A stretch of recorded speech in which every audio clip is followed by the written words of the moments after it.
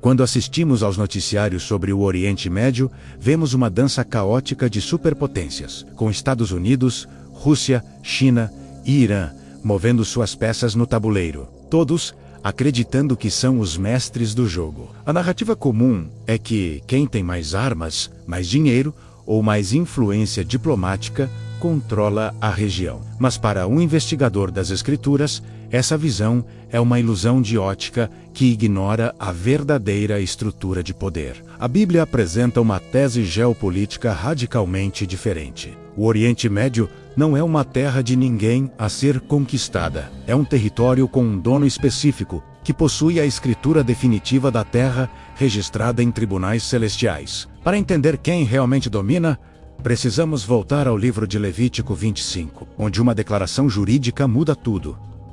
A terra não será vendida perpetuamente, porque a terra é minha, e vós sois estrangeiros e peregrinos. Essa é a base da geopolítica bíblica.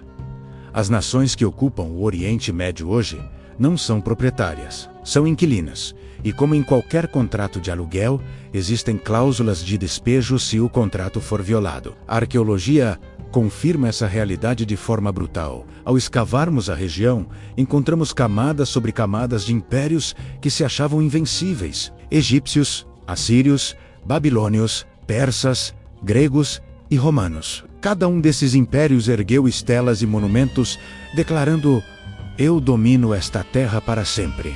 Mas hoje, todos eles são apenas poeira em museus, enquanto a terra permanece lá, desafiando seus conquistadores. A Bíblia descreve a terra de Israel e seus arredores como uma terra que vomita seus habitantes, quando a medida da iniquidade se enche. Um conceito biológico e moral que nenhum cientista político moderno leva em consideração. O profeta Daniel, no capítulo 2, viu a sucessão desses impérios na forma de uma estátua, revelando que o domínio humano sobre o Oriente Médio é temporário, frágil e destinado a ser esmigalhado por uma pedra não cortada por mãos humanas. Hoje, a ilusão de controle é mantida por porta-aviões e sanções econômicas. Mas a realidade espiritual é que existe um vácuo de soberania humana na região que ninguém consegue preencher, não importa quanta força aplique. O conceito bíblico de tempos dos gentios, mencionado pelo Messias em Lucas 21, sugere que houve um período permitido de dominação estrangeira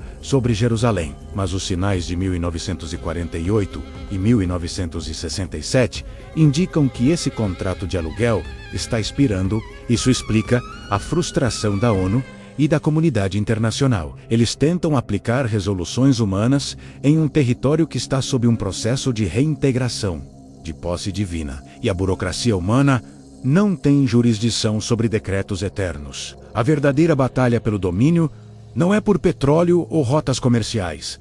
Essas são apenas as iscas visíveis. A batalha real é pela titularidade do trono geográfico, onde o Criador escolheu colocar seu nome. O Salmo 2 descreve as nações se enfurecendo e os reis da terra conspirando, não uns contra os outros, mas contra o Altíssimo e contra o seu ungido, revelando que a geopolítica é, na verdade, uma rebelião cósmica contra a soberania do Altíssimo.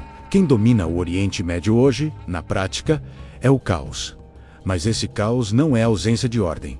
É a agitação prévia de uma mudança de gestão, como inquilinos que sabem que o despejo é iminente e começam a destruir a casa. A arqueologia mostra que Jerusalém é a cidade mais conquistada e reconquistada da história, provando que nenhum poder humano consegue segurá-la por muito tempo. É como segurar uma brasa viva, ela acaba queimando a mão de quem tenta possuí-la. A presença de potências como a Rússia, o urso, e o Irã, o carneiro, na região hoje, não é sinal de força. É sinal de que eles estão sendo arrastados para o Oriente Médio por anzóis nos queixos, como diz Ezequiel, para um julgamento, não para uma vitória. O domínio real pertence àquele que estabelece os limites dos povos, como diz Deuteronômio 32, dividindo as nações conforme o número dos filhos de Israel, colocando o povo judeu no centro geográfico e espiritual do mundo. Essa centralidade é o que enlouquece os estrategistas, pois Israel é minúsculo e sem grandes recursos naturais, mas o mundo inteiro gira em torno dele, provando que o poder que emana dali não é material. O dominador oculto que opera através dos sistemas políticos atuais é descrito na Bíblia como o príncipe deste mundo, um sistema espiritual que tenta usurpar a herança, mas sua autoridade é limitada e está com os dias contados. O que vemos hoje é a preparação para a tentativa final de domínio humano, onde um líder político futuro tentará validar sua autoridade não pela força, mas por um falso acordo de paz, tentando roubar a escritura da terra através da diplomacia enganosa. Mas a arqueologia nos lembra, através das ruínas de Megido e outros campos de batalha, que toda tentativa de paz sem o príncipe da paz resultou em mais sangue e destruição. Estamos caminhando para o fim do interregno, o período de pausa entre a ascensão do Messias e seu retorno. E o Oriente Médio é o palco onde a questão da soberania universal será resolvida de uma vez por todas. A pergunta quem domina é a pergunta errada. A pergunta certa é quem está voltando para reclamar o que é seu. E a resposta a essa pergunta muda toda a nossa leitura do Jornal de Amanhã. O vácuo de poder que os Estados Unidos da América estão deixando na região não será preenchido pela China ou pela Rússia de forma permanente. Será preenchido por um cenário preparado para a entrada do verdadeiro rei. É crucial entender que essa disputa de soberania também acontece dentro de nós. Quem domina o território da sua mente? Quem tem a escritura do seu coração? As mesmas leis espirituais de soberania se aplicam ao macro e ao micro, para te ajudar a estabelecer o governo certo na sua vida e não ser um território de caos. As palavras têm poder, que está no comentário fixado. Ao analisarmos o cenário atual, vemos que a luta pelo domínio do Oriente Médio está entrando em uma fase aguda, onde as máscaras da diplomacia estão caindo e revelando as verdadeiras intenções espirituais das nações. A Bíblia prevê que no vácuo de liderança atual surgirá uma figura que parecerá ter a solução para o enigma de Jerusalém. Um líder que não dominará pela guerra inicialmente, mas pela sagacidade, como diz Daniel. Esse futuro domínio temporário será a falsificação final da verdadeira autoridade. Uma tentativa humana de criar a paz global sem se submeter ao dono da terra, e será o clímax da rebelião descrita no Salmo. A arqueologia nos mostra que o Monte do Templo é o ponto focal dessa disputa, o lugar onde o céu e a terra se conectam. E quem controla aquele platô de pedra acredita controlar a porta de comunicação com o divino. Hoje, o status quo do Monte do Templo é mantido por um fio de navalha, com policiais e câmeras vigiando cada movimento. Uma imagem perfeita da tensão insustentável de um domínio humano sobre um lugar sagrado. Mas a verdadeira soberania, segundo a Bíblia, não virá de eleições ou golpes de Estado. Ela virá de fora do sistema, como a pedra cortada sem auxílio de mãos que atinge a estátua nos pés, desmoronando toda a estrutura de governo humano. Isso significa que o domínio atual do Islã, do judaísmo secular ou das influências ocidentais no Oriente Médio é provisório. São apenas guardiões ou usurpadores, aguardando a chegada do herdeiro legal. A profecia de Zacarias 14 diz que o Senhor será rei sobre toda a terra, e especifica que seus pés tocarão o Monte das Oliveiras, rachando-o ao meio, uma afirmação geográfica de propriedade física e geológica. Até lá, o que veremos é o aumento da embriaguez das nações. Líderes tomando decisões irracionais porque estão tentando lutar contra uma lei espiritual, gravitacional, que não podem vencer. O papel das superpotências hoje é, ironicamente, cumprir a agenda do Altíssimo sem saber, movendo exércitos e recursos para as posições exatas necessárias para o julgamento final, achando que estão agindo por interesse próprio. Essa é a soberania suprema.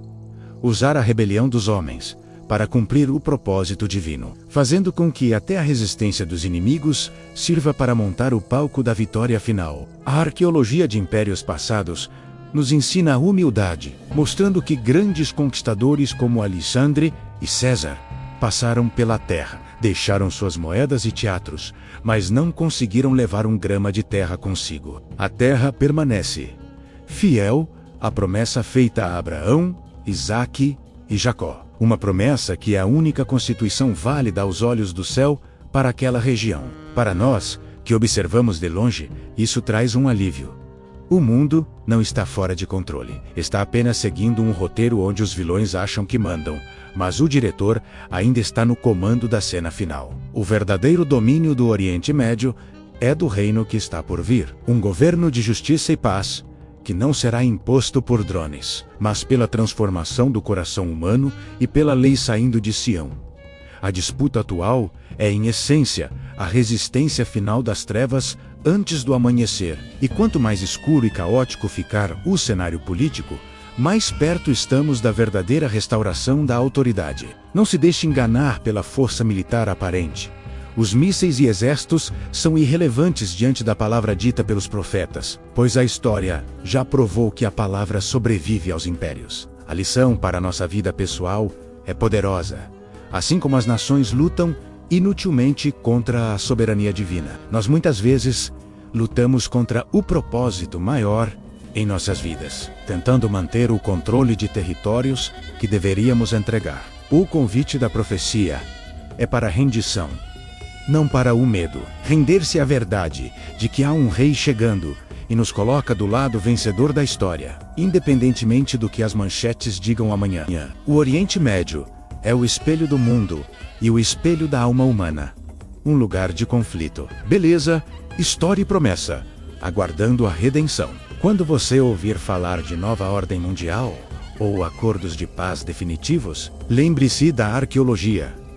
Todos os que tentaram antes falharam, e os que tentarem agora falharão também, porque a Terra tem dono. Nossa investigação termina não com uma resposta política, mas com uma certeza teológica que acalma a ansiedade. O trono não está vazio, e o Oriente Médio é o estrado dos pés daquele que vive para sempre. Continue acompanhando o canal para mais análises que cavam fundo na verdade, removendo as camadas de ruído da mídia para encontrar a rocha sólida da revelação. E lembre-se, se você quer exercer domínio e autoridade sobre sua própria vida, comece pelas suas palavras e pensamentos. Através do guia As Palavras Têm Poder, que preparei especialmente para você. O link está no comentário fixado. Obrigado por assistir, e até a próxima investigação onde a fé encontra a história.